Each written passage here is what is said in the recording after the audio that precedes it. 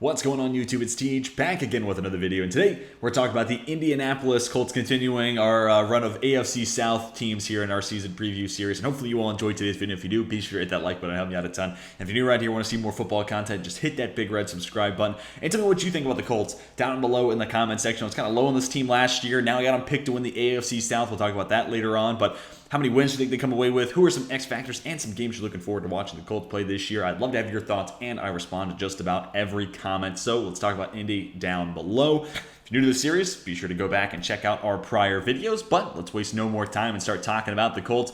Win range, I got them in that 8 to 10 spot. You know, the AFC South is maybe the weakest division in football. Yeah, probably the weakest division in football.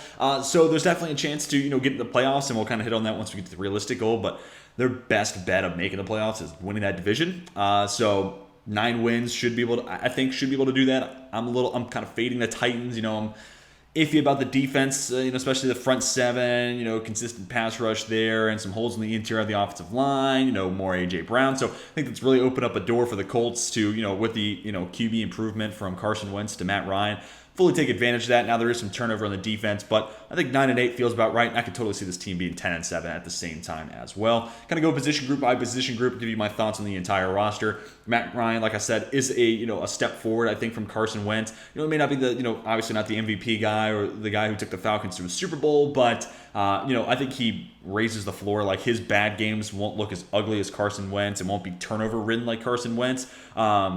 Now the downside of the Ryan switch from Wentz is a little less mobility, a little quicker to the ground if he feels some pressure, and maybe a little less arm talent being able to push the ball down the field. But Matt Ryan still has a good enough arm, and you're playing at home in a dome, so that certainly helps a little bit as well. The running backs are solid. Obviously Jonathan Taylor's maybe the best pure runner in the league, and Naheem Hines brings nice pass catching ability as well.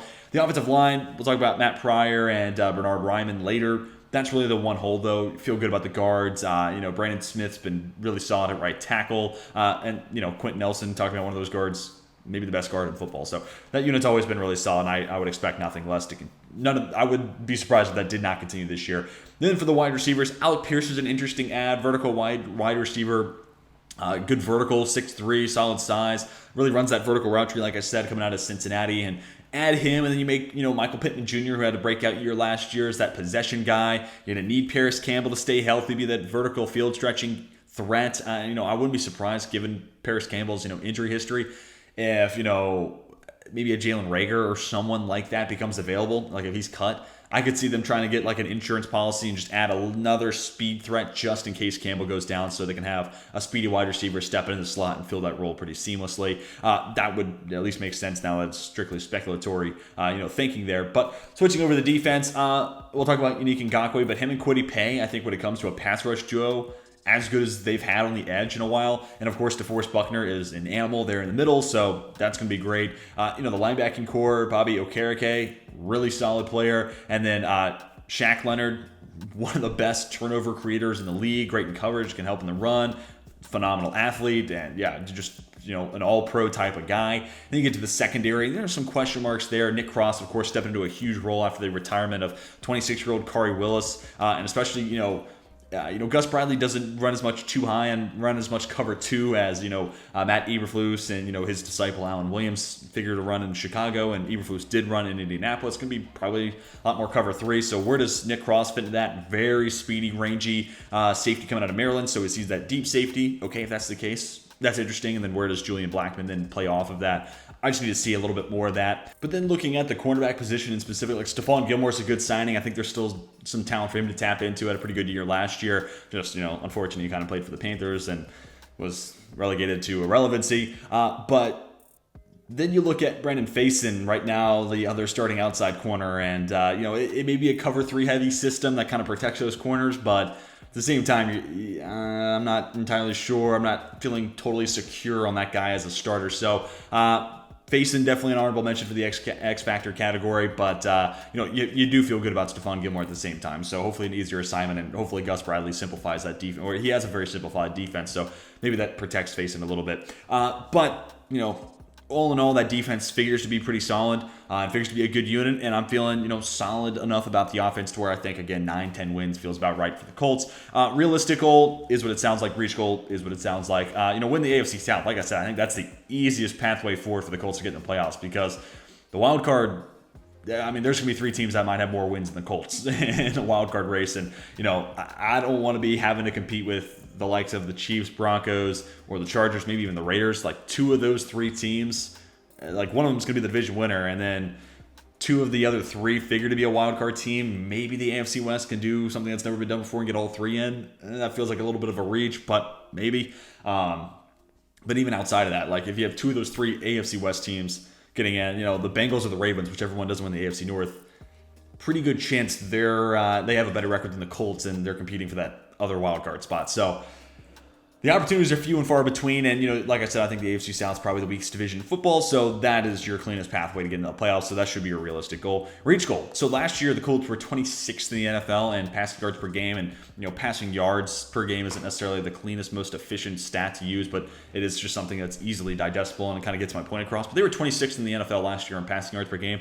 I like to see Matt Ryan, and I know this is very run-heavy, based offense, and I totally can get that. Jonathan Taylor, I'd put the ball in his hands a lot too, but I'd like to see Matt Ryan maybe get a little bit more out of that, and also adding an Alec Pierce, right? Maybe, hopefully a healthy Paris Campbell can elevate that as well. Year 3 for Michael Pittman Jr., figure he only gets better. So I'd like to see that passing attack get a little bit better, get into the top 16, top half of the league. And I think that just, one, it opens up what you can do running the ball that much more, but just adding a little bit more balance to the offense, right? I don't want to see, safeties creeping the box, trying to take away Jonathan Taylor and Matt Ryan be the reason why you can't win games, because, that passing offense is lethargic. So I'd like to see, it all come together, that cohesion, and get this unit into the top 16, because, Michael Pittman Jr. is a good player. Maybe not a true number 1, but he's a good go-to target. Naheem Hines, who I sung his praises earlier as a pass catcher. The Colts always get good production out of their tight ends, including Mo Alley-Cox. He's been a nice story from Richmond, Virginia. So former VCU Ram basketball player. That's always a fun storyline to talk about. And then, like I said earlier, Michael Pierce, you have like another legit starting wide receiver potentially there. And if Paris Campbell stays healthy, that's some speed this team needs. So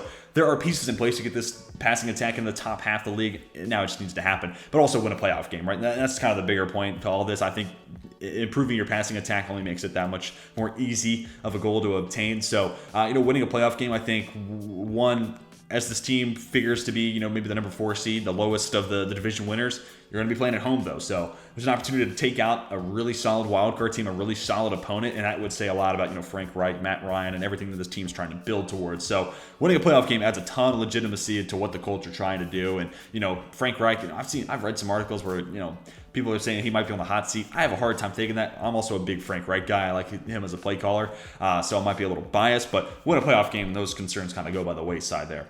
So talking about X factors here, I'm not talking about superstars. Like Shaq Leonard's a stud. DeForest Buckner's an animal. Quentin Nelson was built out of a lab. I don't expect those guys to be anything less than superstars. So X factors are these guys who could make the difference. If they're bad and they're disappointing this year, this team could take a serious hit. Or if, for our first player, let's say Bernard Raymond becomes the left tackle pretty early on, and he looks like a guy who I thought was going to be a first-round pick, then that does a lot for solidifying that offensive line, and maybe this team exceeds my win prediction. So hopefully that kind of paints a picture for what we're going for here. But Matt Pryor, Bernard Raymond, they're the first 2. I don't like putting 2 names here, but it's a battle. It's a camp battle for that starting left tackle spot. Feels like Pryor's got the early edge, but Bernard Raymond, kind of an interesting slide of the draft. Felt like a guy who was going to go in the back half of the first round.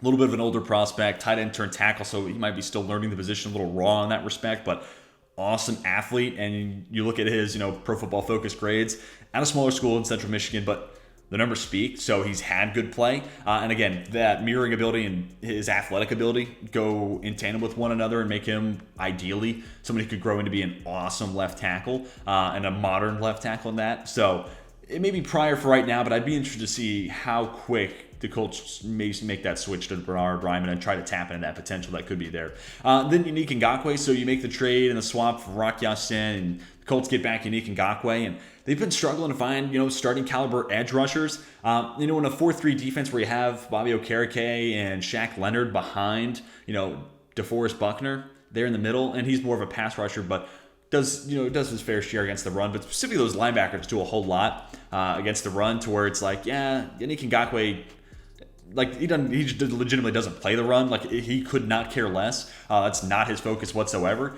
In this defense, you don't want to say that about a guy, but this defense, it feels like that negative is lessened a little bit. Plus, like I said, this team's been dying to find like an edge, and they got Kwity Paye, first round pick, and maybe hasn't totally broken out as a superstar, but you've seen some moments, you've seen some work there, and he was raw coming out of Michigan in a pretty iffy edge class there in 2021. So it'll take some time. I think the athlete will eventually kind of shine through and make him more than capable starter. So if Kwity Paye takes another step forward in year 3, and you have Yannick Ngakoue, who's a proven solid pass rusher on the other side, that's as good a duo as we've seen Indianapolis have during the Frank Reich era and during the Chris Ballard era. So then you have, DeForest Buckner, of course, there in the middle. So I think Yannick Ngakoue is a sneaky ad. He won't do anything to help against the run, but just consistent pass rush ability, I think, opens up, opportunities for Kwity Paye, takes some pressure off his shoulders, but also, solid edge rushers, makes the life of DeForest Buckner that much more easier, and he's already a game wrecker. Then we talk about Nick Cross. So, like I said earlier, replacing Khari Willis, that's tough. That's big shoes to fill in and of itself. But I'm also interested to see, how this Gus Bradley defensive change, maybe affects some of that. If he does play that deep free safety role and a cover 3 defense, I mean, the middle of the field's his. Deep middle of the field is all Nick Cross's. And with his coverage ability, I mean, not necessarily coverage ability, but range and speed alone, it makes him somebody who fits that spot really, really well. Now getting into the coverage ability, I saw a lot. That was one of his big strengths, in my opinion, coming out of Maryland. Does that translate, and does that carry over to the NFL, right? So you can be good in coverage at, Maryland, playing in the Big 12. It's another thing to do at the NFL. So, there's always kind of that little bit of a hesitation you're leaning on, an if statement, which is always risky. But I think the speed, the athleticism, and what I saw at Maryland kind of puts together a guy who I think could pretty comfortably, despite being a day 2 pick, somebody who could step in and be a starter in a new defense. So if you can do that, that softens the blow of the Khari Willis retirement big time, and then Julian Blackmon probably rotates down into the box as kind of that robber safety role. But like I said earlier, also Brandon Face is definitely an honorable mention here in the X Factor category. But I'm excited to see what Nick Cross can do, because Willis and Blackmon have been a huge part of that Colts defense and its identity on the back end when it was Matt Eberflus. But now it's Gus Bradley, and now it's Nick Cross, and he's certainly an X Factor. Games to watch, then we'll get you out of here. So, common thread, at least for 2 of these 3 games, the Broncos and the Chargers, kind of what I'm talking about here. This could be playoff seeding one way or another, because the Broncos or the Chargers could win the AFC South. And if the Colts are my pick to win the the Broncos or the Chargers could win the AFC West, I'm talking too fast, and the Colts are my pick to win the AFC South, you're talking about position battle 1 through 4 there, which of course, that's important. And also weak armed quarterback. I'd like to keep Matt Ryan in a dome as much as I can if I'm a Colts fan. But also wild card positioning, right? Like, let's say the Titans are better than I expect, and the Colts are having a fight with, the Ravens or the Bengals, the Broncos, the Chargers, the Raiders, the Chiefs, whoever doesn't win the AFC West for a playoff spot. Then obviously these games have massive impact. But these are also 3 primetime games, which is another commonality here. So anytime you get to play in front of, national audiences, that changes a ton of the rhetoric around you. So of course, that makes these games that much more interesting. But week 5 at Denver, so those playoff, implications, of course, are there. But also just a team with a really solid secondary. Can Michael Pittman Jr. get open against, fellow, young up-and-coming perimeter player and Patrick Surtain? That's a fun matchup. And, if Surtain has his answers, can Ronald Darby, make it back-to-back years where he's above average and take away Alec Pierce? Because then you're looking at a pass offense with no answers, and that's going to be brutal, because it's also a team in Denver that has Bradley Chubb and Randy Gregory. So even if you feel good about Brandon Smith, the likes of Matt Pryor and Bernard Ryman are going to have their hands full with either Gregory or Chubb. So it's kind of an interesting battle when it comes to the Colts offense. Can those wide receivers get open against a good secondary, and how does that tackle group hold up against a pair of really good edge rushers? So it's kind of an interesting matchup. And early on in the season, I feel like we'll learn a good amount from the Colts from that game. Week 12 against the Steelers. Now this is, obviously the weakest of the 3 teams here, but still a team that, maybe, if Mitch Trubisky or, Kenny Pickett, are better than I expect, could be, a team that's in the playoff conversation. But Monday Night Football at home, this feels like, not necessarily super winnable, but it's not like they're, taking on, I also don't put division games on here, but for the example, it's not like you're playing the Texans or the Jags where it's like the Colts should win this game. But Pittsburgh is, step up from that, so it would certainly look good there, but it's also a good defense. So again, what is Indianapolis' offense? look like in that game. So that's really fascinating, but it's also Pittsburgh with a team that has good wide receiver talent. Questionable quarterback play, but good wide receiver talent. So how does Brandon Facyson, what does Stephon Gilmore look like against that Pittsburgh offense? And then week 16 against the Chargers, I mean, late in the year, these games are going to decide a ton, right?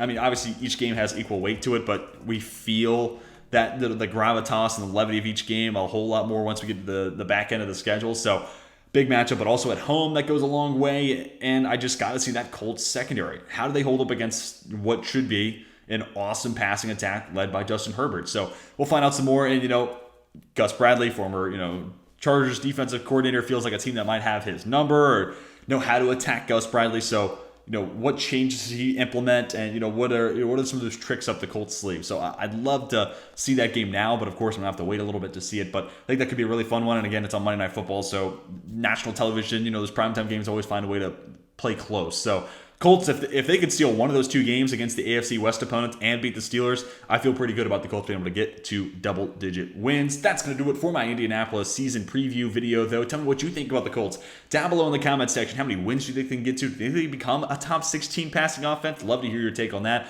And who are some X Factors, not superstars, but X Factors, and some games you're looking forward to watching Indianapolis play this year. Love to hear your thoughts, and I respond to just about every comment. Hopefully you all enjoyed today's video. If you did, be sure to hit that like button. It really would help me out a ton. And if you're new around here, want to see the rest of this series, just hit that big red subscribe button. That's going to do it for me. Hope you all have a fantastic rest of your day. And until next time, my name is Tej, and I'm signing off.